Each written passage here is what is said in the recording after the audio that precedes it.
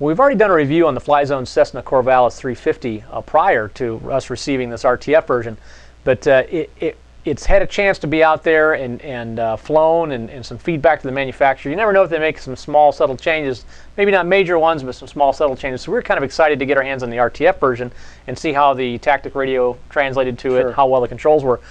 We could take a look at the specs real quick. The Flyzone Cessna Corvalis 350 is a 57-inch wingspan. Has a wing area of 362 square inches with a wing loading of 14 ounces per square foot. Now, the overall length is 38 inches with an all-up weight of 2.25 pounds. The motor that's included is a brushless outrunner motor. We still don't know what it is. They don't really give us specs, but it's an outrunner motor. It's around a 10, I'd imagine. You know, it's around a 10-ish size motor. So hard to say. The battery that's included is a Flyzone LiPo 11.1 volt 3S 1800 milliamp, and the charger is a 3S LiPo balancing smart charger with AC and DC adapters. The transmitter they include in the RTF version is a Tactic TTX 600 6-channel 2.4 gig with dual rates and of course a dial for that flap channel, so you've got some incremental control of your flaps. And the onboard electronics, it has a Tactic TR 624 6-channel FHSS receiver. At least the version we did, or the model we got, had that inside of it. So as far as what it requires, nothing. It's truly ready to fly. So we did have a chance to take it up today, and we're going to talk about a couple of things that we experienced with it that, if anything, it solidified its strengths as the model, as the model that's on the market was on the market prior. And I think those are worth accentuating. So let's go ahead and take a look at the flight footage, and we'll talk about a couple of things we really noticed that we liked. You know, immediately on rollout, you've got that familiar Corvalis feel. Yeah. We flew quite a bit on the old 350, and well, we've flown it quite a bit after the review too. We've kind of kept it in stable and been throwing it out there and playing with it when we get a chance. It's a great flaps trainer. If you're going to get somebody familiar with flaps, it's a perfect platform to do that.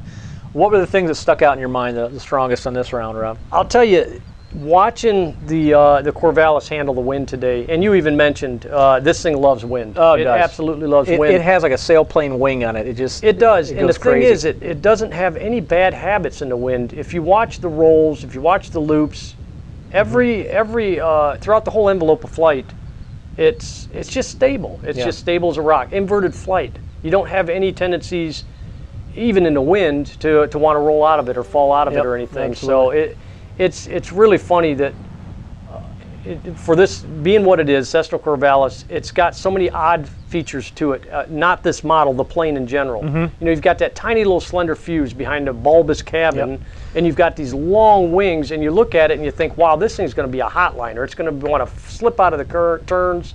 You know, and it's not. It's really it throws you for a loop. It cuts an amazing line, and you're right. The way it handles, you know, the crabbing into the wind, and I think the lateral stability is what you notice the most as it goes into that buffeting wind. And we had we had 3 to 5 mile an hour winds today, and it was definitely into the 5 mile an hour range when we flew the Corvalis. It was, the sock was out to better than 45 degrees.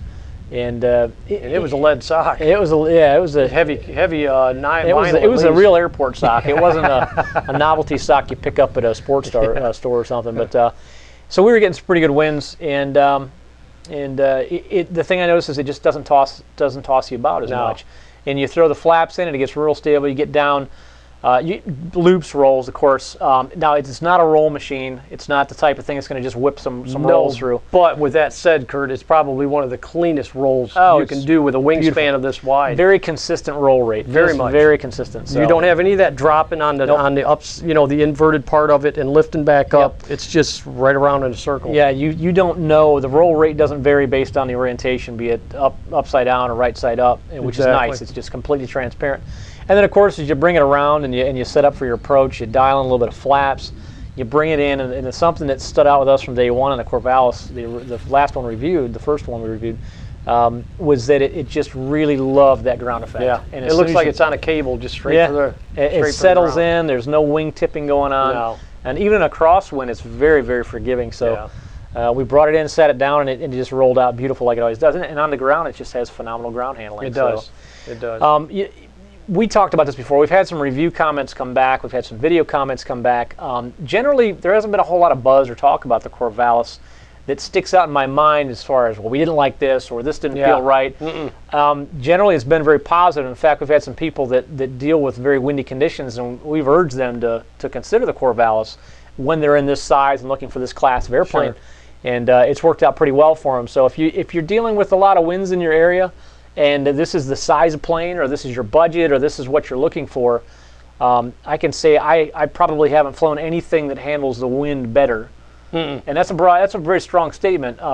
But within this class, within this size and this product class, than the Corvalis, I think it's really stood out as a. If this was considered a low wing sport plane, as far as the true nature, like a Warbird, that type of sport plane, that doesn't fly like that. Then it would be different. You know, you could kind of expect it to be able to handle. But this is a scale model of a civilian plane that you know, it's hard to describe. It's a lot of fun to fly. It really is. It's fun to film. I've said that before. It looks good in the air. Looks fantastic in the air. Yep. So it's predictable. I know where you're going with it. I know how it's going to come out of a loop or a roll and stuff. So it's a fun plane. It's definitely worth another look. If you haven't seen the first round we did with the Corvalis, you can see the full review of the original Cessna 350 Corvalis on our website at tubefly.com.